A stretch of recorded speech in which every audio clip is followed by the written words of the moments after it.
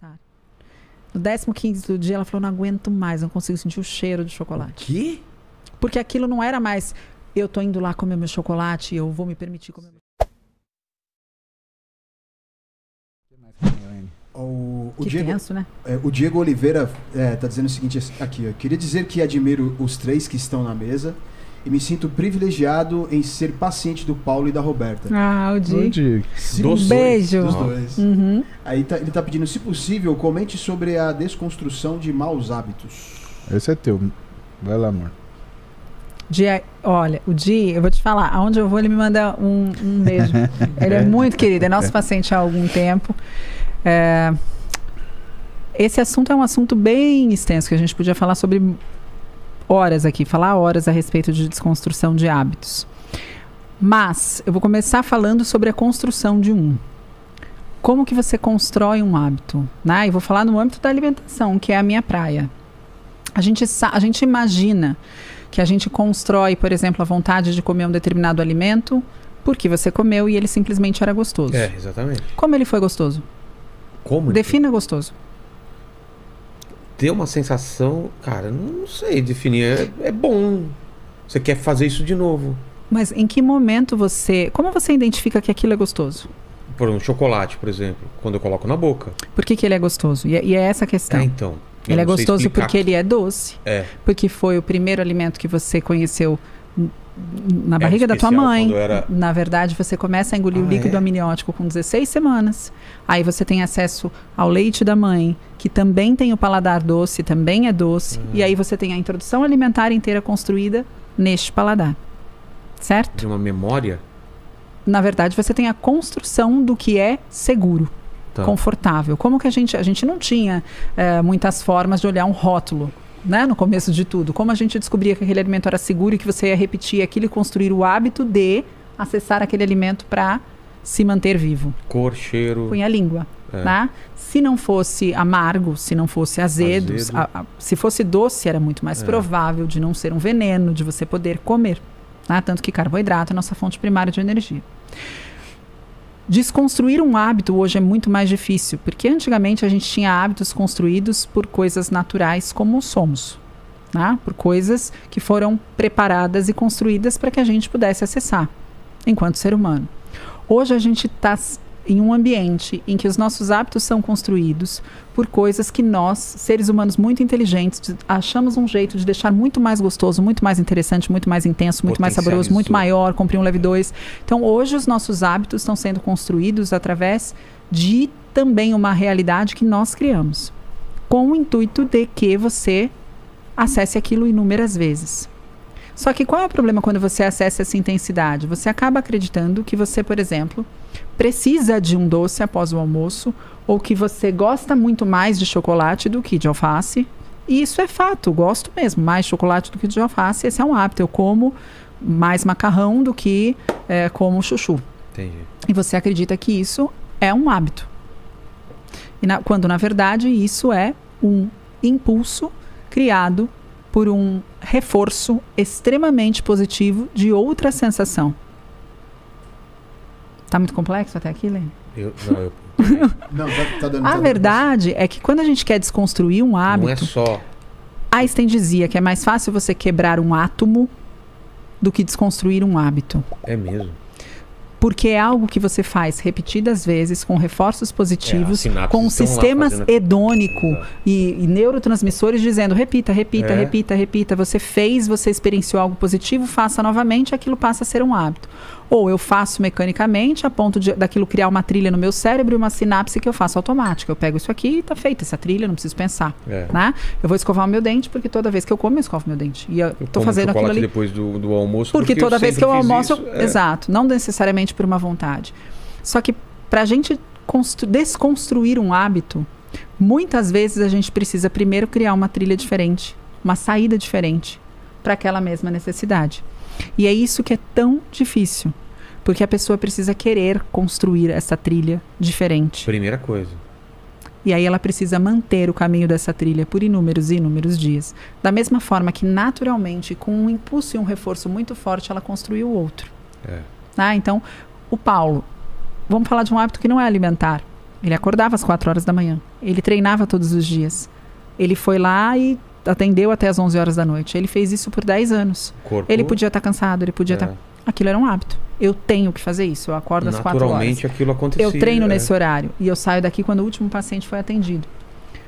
Qual a sinapse que ele precisou criar? E muitas vezes a gente pretende e a gente tenta trazer para o paciente sempre que um hábito sendo construído, um novo hábito, um bom hábito sendo construído, para que ele não sofra pela construção de um anterior, né, que não é tão benéfico. Então, no caso do Paulo, a sinapse que ele criou foi uma sinapse emocional muito forte de, se eu continuar fazendo isso, as consequências daquilo podem ser dramáticas. Mas como ele criou isso? Na cabeça dele, ele estava tendo a consequência. Então o medo ajuda... Ele estava tendo a consequência. Eu não estou dormindo, olha o que está acontecendo. Aquele reforço, aquele momento aconteceu, não é que ele imaginou. É diferente você falar assim para uma pessoa, se você continuar comendo essa quantidade de açúcar, pode ser que você fique doente. É muito difícil, não está criado isso aqui. Pode ser, é uma hipótese. Agora, quando você faz algo e você vivencia um reforço, ou positivo ou negativo, tomada, pus o dedo, levei um choque. Tomada, pus um dedo, levei um choque, não põe mais dedo na tomada. Né? Então, por isso é tão difícil construir e desconstruir hábitos. A gente depende de muitas coisas. As pessoas acreditam que a gente depende só de conhecimento. E não, conhecimento não é meio caminho andado. E quando é químico, nesse caso que você está falando, por exemplo? Exato. E aí? Quando hábitos são formados, né, por conta de recompensas e sensações de recompensa que nós temos, aí é muito mais forte essa conexão, porque é como se essa pessoa sentisse uma dependência de fazer aquilo, né? E com a alimentação é um pouco mais difícil, porque pensa que você é dependente de ar. Eu vou te mandar tampar o nariz? E se eu te mandar, por quanto tempo você tampa? Nós somos dependentes de comida. Eu vou te mandar restringir a comida?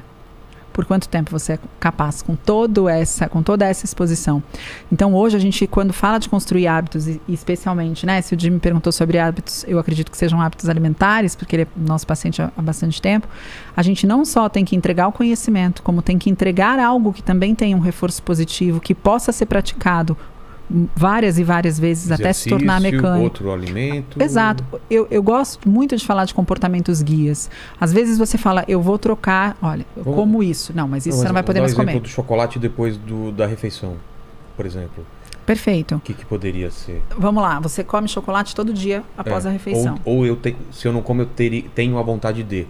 Eu só não comi porque não tinha, por exemplo. Tá, você veio aquela vontade absurda. Vontade não é hábito. Então, mas se tiver, eu como. Então, se tiver, você vai comer. Mas qual é o hábito? Eu sempre tenho que ter um chocolate ali para comer depois do meu almoço. Isso. Né? Então, vou comer toda vez que eu almoçar, eu vou comer esse chocolate. E eu não quero mais ter esse hábito. Isso. A primeira coisa que você precisa fazer é, o que mais poderia me trazer o prazer desse chocolate? O que eu posso fazer depois do almoço que não seja comer um chocolate que substitua o prazer que eu fui buscar? Percepção. O quanto de prazer você tem comendo chocolate ou você nem sente o sabor do chocolate? Você põe na boca e engole.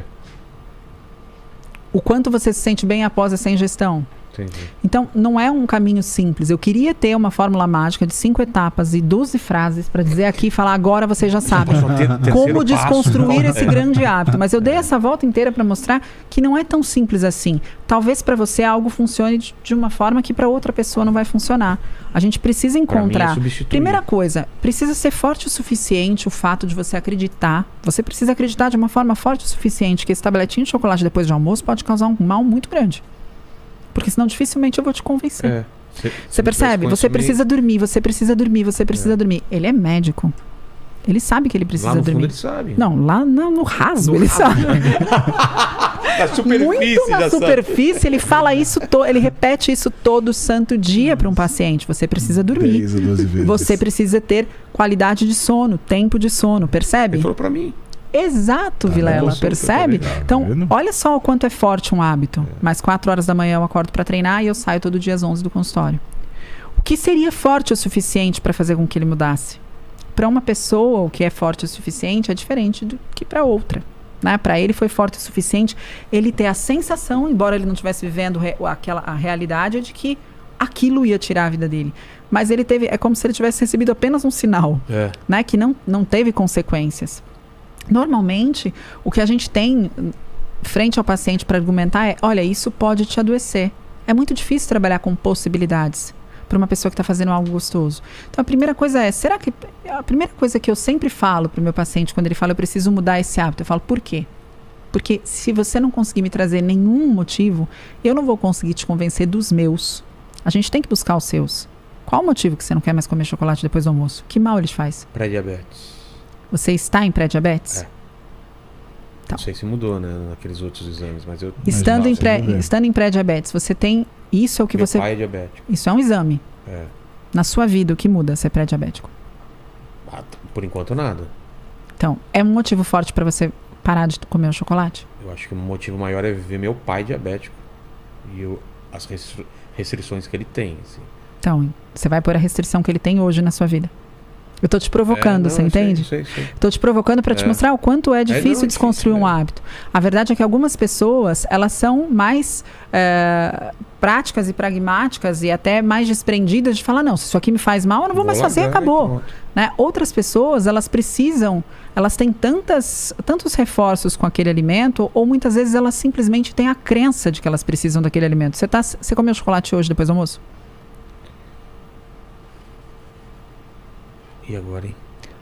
Ele não era tão importante para você? Não, mas você percebe? Aquilo que eu não podia te contar. Ele pode me que contar. A gente foi...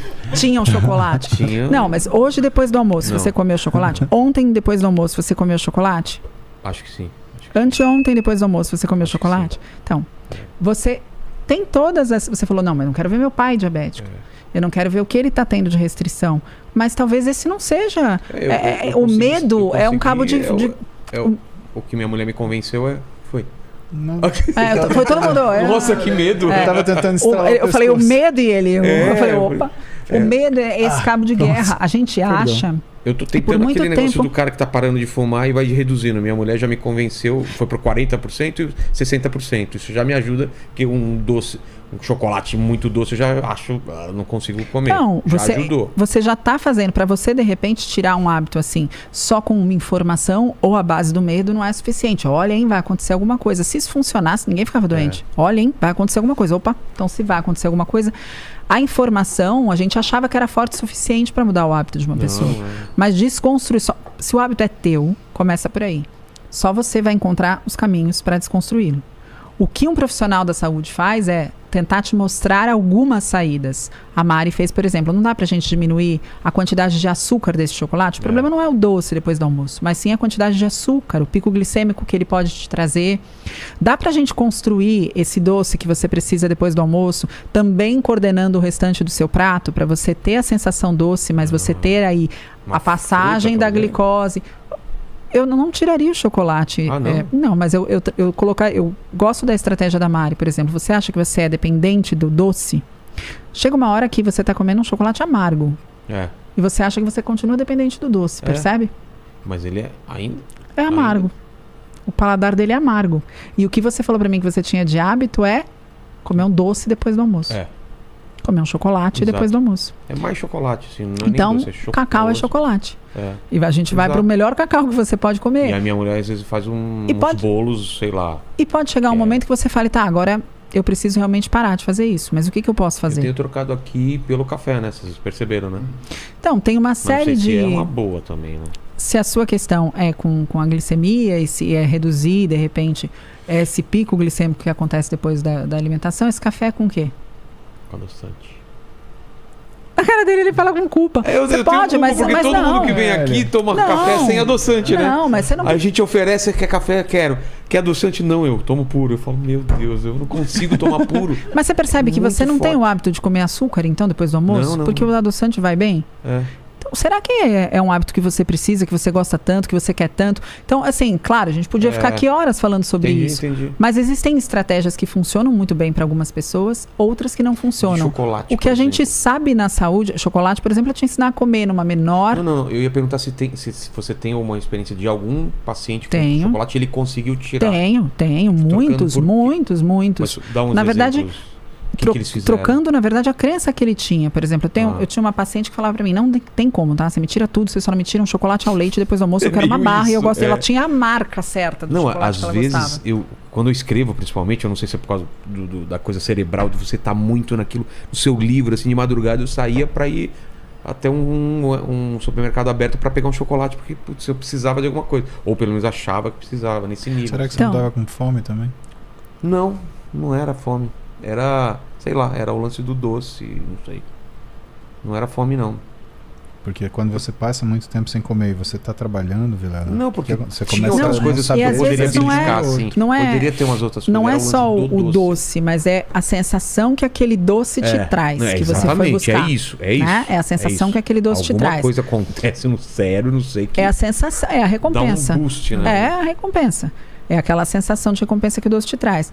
Agora, por exemplo, eu tinha uma paciente que ela falava, não, eu não consigo, isso você não vai conseguir. Eu falei, tudo bem, então a gente só vai comer de uma forma diferente. Você come 100 gramas de chocolate, a gente vai chegar a 20. Tá. E ela comia bastante? Ela comia uma barra de chocolate por depois dia. do almoço. Tá. E aí a gente foi tentando com atividades, mas é uma atividade que a gente chama de mindful eating, que é a percepção dela comer o chocolate, porque percebe quando eu perguntei, você comeu chocolate? Você falou, nem lembro. É um negócio que vai tão natural. Será que você estava lá? Será que você sentiu esse prazer? Será que você sentiu esse gosto? Será que você passou bastante tempo com chocolate? Ele ficou na tua boca ou no seu estômago direto?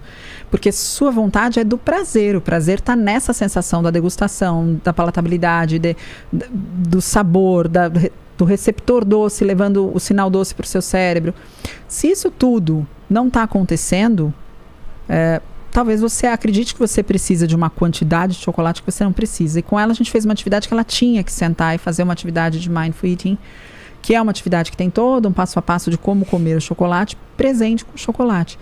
E eu falei, mas você tem que fazer todo dia, tá? Depois do almoço e depois do jantar. No 15º dia ela falou, não aguento mais, não consigo sentir o cheiro de chocolate. Que? Porque aquilo não era mais... eu tô indo lá comer meu chocolate, eu vou me permitir comer meu chocolate. Eu tenho que fazer uma atividade com chocolate, eu tenho que passar o chocolate tanto tempo na boca. Eu não quero isso aqui. Não dá mais a resposta que eu queria. Isso. Então, para cada um, existe uma forma diferente da gente reconstruir. Os seres humanos são muito diferentes. Eu falo que a gente nunca viveu uma época tão grande dos gurus, né? E eu falo que esse guru ele tem que vir muito de longe, como um apóstolo que vem de outra cidade, né? Para que ele tenha credibilidade. Porque se você conviver com ele, você fala, poxa, mas o cara não está fazendo nada que ele fala que é para eu fazer, né? E a fórmula que ele vendeu para mim, né? Ele está vendendo para o outro, e as nossas experiências foram outras. Como você construiu esse hábito é a primeira pergunta. Então é uma pergunta, o Dili me fez uma pergunta assim, deixa eu acabar com a raça da Roberta nesse podcast, fazer uma pergunta que ela vai demorar 1h30 para responder, e todo mundo vai falar, cala a boca, Roberta, já deu. A verdade é que, antes de eu saber como desconstruir um hábito, eu preciso entender como você construiu ele. Ele usou até mau hábito, né? Não sei se essa palavra é certa. Então, mas para eu entender como você construiu o seu mau hábito, por exemplo... É um julgamento. É um julgamento do mal, do bom, né? Hábito. Mas um hábito, exato. Como você quer se livrar de um hábito? Então me conta como você construiu ele. Eu preciso entender o caminho que você fez para chegar lá, para a gente desconstruir esse caminho. A gente tem que refazer outro caminho, mas eu preciso entender o que te prende, para de repente te dar um hábito que seja de repente mais favorável ou mais benéfico para a sua saúde, mas que tenha as mesmas associações, que você consiga fazer as mesmas associações. Muitas vezes é isso, não tem uma fórmula mágica ou uma resposta, um livro de 3 etapas, né? Um post de 3, rode 3 vezes aqui que você vai descobrir como nunca mais ter vontade. Com psicologia também, então. É uma terapia, né? O que a terapia faz? Bom, essa aqui é a situação, você vivencia esse sentimento dessa forma, como a gente pode construir uma trilha diferente no seu cérebro para você vivenciar diferente. Como eu posso te entregar ferramentas para você enxergar isso diferente. Entendi. Da mesma forma, né? O comportamento alimentar, embora tenha um alimento envolvido no meio, nada mais é do que um comportamento.